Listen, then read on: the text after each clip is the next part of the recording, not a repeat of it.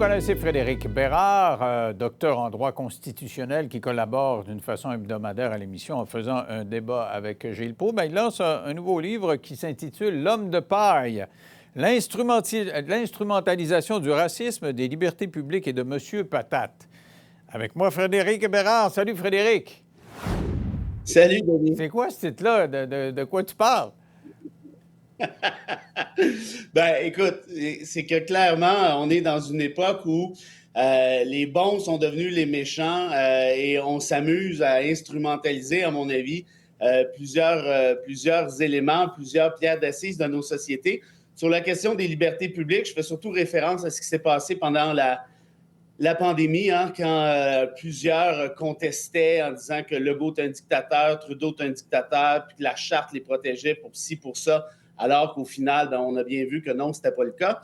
La question du racisme, ben, ça, c'est autre chose. Hein. Souvent, on parle beaucoup plus maintenant de racisme anti-blanc que de racisme systémique que vivent, par exemple, les Autochtones, et ça, je pense que c'est un problème. Et puis enfin, la référence à M. Patate, celle-là, c'est plus un clin d'œil, mais tu te rappelleras l'espèce de crise monumentale qui a eu lieu au Québec, mais aussi ailleurs, quand la compagnie de jouets Ebrois, si je ne me trompe pas, a dit que sa patate n'allait plus avoir de sexe. Apparemment que c'était bien épouvantable. Alors, ce que j'essaie de dire, c'est que ça reste une patate, on s'en fout. Il y a des choses pas mal plus importantes que ça, notamment le réchauffement climatique. Parce que c'est des chroniques là, que tu as colligées, là, qui sont dans le livre. Ce que je trouve intéressant, c'est quelquefois, tu parles du nazisme. C'est vrai que tout le monde compare tout le monde aux nazis maintenant. Que tu sois de droite ou de gauche, ça, c'est nazi. Ce que tu fais, regarde Poutine, il s'en va combattre les nazis. Puis pourtant, lui, il a comme un fond de nazi, lui, là, dans son comportement. Là, ça ressemble étrangement à ce qui se passait. Et puis, peu importe le débat, là, tout le monde se traite de nazi tout le temps. Ben, tu as absolument raison. L'exemple de Poutine, malheureusement, est beaucoup plus sérieux que d'autres exemples qu'on a vus récemment, notamment dans le convoi des camionneurs à Ottawa ou à Québec. On a vu des drapeaux nazis. Là, ça commence à être sérieux. Puis moi, à chaque fois que je vois ça, Denis, je trouve ça très dommage parce que ça témoigne de l'échec de notre système d'éducation en bonne partie. Mais aussi et surtout, je trouve ça absolument méchant. Le terme est bien choisi, je pense. C'est de la méchanceté envers les vraies victimes de la Shoah, leurs survivants, leurs proches, et ainsi de suite. Je ne peux même pas croire qu'on en soit rendu à banaliser ce genre d'événement-là en appliquant, par exemple, une espèce d'analogie entre le fait que tu ne peux pas aller souper au Vieux-du-Lutte le mardi soir parce qu'il y a un passeport vaccinal et les faux crématoires. Pour moi, ça ne me rentre pas dans la tête. Alors, tu parles aussi beaucoup des woke et des anti-woke. Pour certains, tu sais que tu es le woke type, toi, là. Le gars là, qui... Oui. contre le racisme systémique, puis, qui parle de cancel culture, ces choses-là. Es-tu d'accord avec tout ça, toi? Ben moi, j'ai jamais défendu le cancel culture. Hein? Au contraire, je suis même contre. Je suis d'avis qu'il y a du racisme systémique. En fait, c'est même pas mon avis, c'est l'avis du rapport Vien, c'est l'avis de tous les rapports de la Commission des droits de la personne, le SPVM, la GRC, pour moi, qui le dit. Le seul qui nie ça à peu près au Québec, c'est François Legault, mais la science est très clairement à l'effet que oui, il en existe.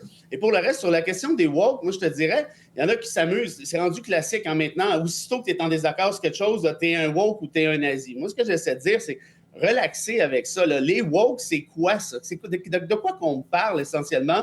Quand François Legault, tu te rappelles, à l'automne dernier, avait dit Nadeau-Dubois, c'est un woke, c'est un woke. Moi, je suis un duplessiste, mais lui, c'est un woke. Il était fier d'être duplessiste. Déjà là, ça commence à être problématique pour moi.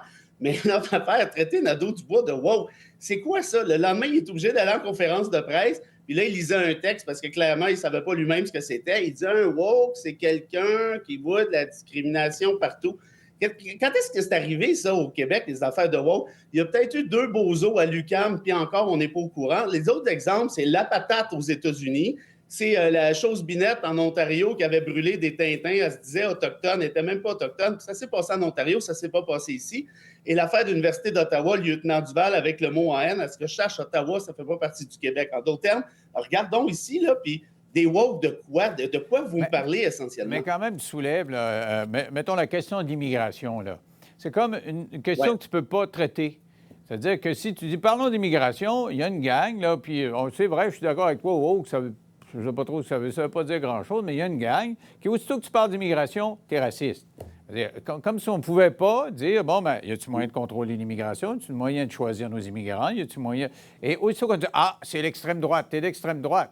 Puis même des fois, tu as ce discours-là toi-même, là. Moi? Ben oui, ça t'arrive. Des fois, là, tu sais, Non. quand tu chiales Non. après Mathieu Bock-Côté, là, des fois, tu varlopes solide à cause de Ben, ça, là. OK, une minute.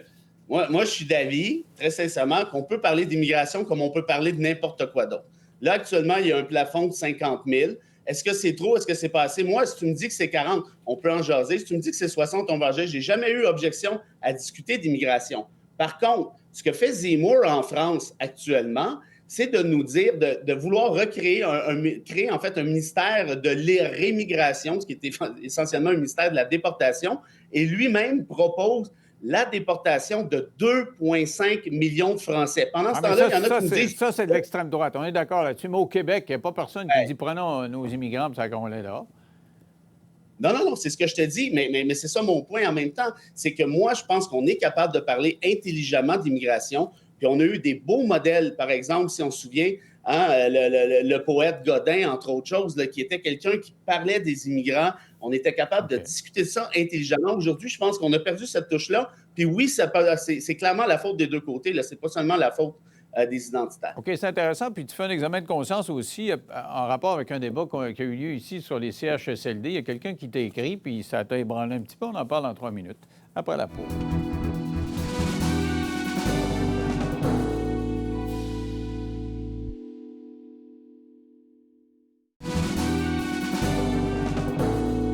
Avec moi, Frédéric Bérard, qui sort le livre L'homme de paille aux éditions Somme Toute.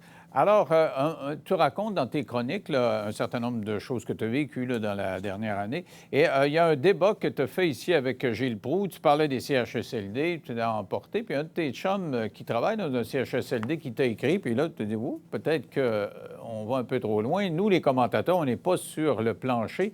Raconte-moi la réflexion que ça entraîne, là. Ben, écoute, moi, c'est mon ami André qui s'est enrôlé comme préposé aux bénéficiaires quand François Legault avait demandé qu'il y en ait qui viennent prêter main forte. Le gars travaillait dans la restauration. Il dit OK, moi, je vais y aller. Il a suivi le cours. Et c'est un peu mon espèce de, comment je te dirais, mon son de cloche par excellence, à savoir qu'est-ce qui se passe sur le terrain. Le gars travaille comme un fou, des heures incalculables, dans des conditions excessivement difficiles. Et ce qu'André me racontait, puis ce qu'il me raconte encore, c'est la façon, Denis, dont on a laissé tomber essentiellement nos aînés. Puis je suis content que tu poses la question aujourd'hui même parce qu'on sait qu'il y a ça quelques jours à peine est sorti des nouvelles révélations en rapport à Aaron. Et moi, tu vois, ça vient me chercher parce que, à titre personnel, j'étais très près de mes grands-parents et d'imaginer qu'une société aussi riche que la nôtre, parce qu'on est riche au final, quand on se compare, puisse laisser tomber ses aînés dans des conditions. Évidemment, Aaron, c'est le cas d'exception, on s'entend bien, mais quand même, qu'en 2020, à l'époque, qu'il y a des personnes âgées qui meurent déshydratées dans leurs excréments au Québec, je suis désolé, moi, ça ne me rentre pas dans la tête, ça, cette affaire-là. Et André, tu vois, ben, c'est un peu ça, c'est qu'il me donne un peu le son de cloche au quotidien. Puis au final, moi, ça m'ébranle à chaque fois parce que, par exemple, à ton show avec Gilles, on parle de ci, on parle de ça, puis on s'informe, moi et Gilles, là, je pense qu'on fait notre devoir de guerre à ce niveau-là, si je peux dire, mais reste qu'il y a une réalité qui nous échappe par définition. Et cet échange-là que j'ai eu avec André, ça a été un coup de batte en plein front. Et c'est pour ça que je l'ai écrit, parce que j'espère, au final, qu'on réalisera que notre société, dans le fond, est jugée de la façon dont on traite ces personnes âgées versus d'autres cultures dans le monde. Si tu voyages un peu en Afrique, en Asie, tu leur expliques le concept de CHSLD au Québec. Là, oui, on les parque là, puis il y a des employés qui sont bien gentils, là, ils vont les voir de temps en temps, puis ils leur donnent de l'eau de temps en temps. Ils trient en pleine face parce qu'ils ne comprennent pas qu'on puisse délaisser cette génération-là. Puis on l'a vu pendant la pandémie, il y en avait beaucoup plus ici qu'en Ontario. C'est pour ça qu'on a eu plus de victimes. Ton livre s'intitule « L'homme de paille, l'instrumentalisation du racisme des libertés publiques et de M. Patate ». C'est publié aux éditions Somme Toute. Donc, un tableau impressionniste des perceptions de Frédéric Bérard sur le monde actuel. Merci, Frédéric. On va se retrouver avec Gilles Proulx la semaine prochaine. C'est tout en ce qui nous concerne ce soir. On se retrouve demain. Bye-bye.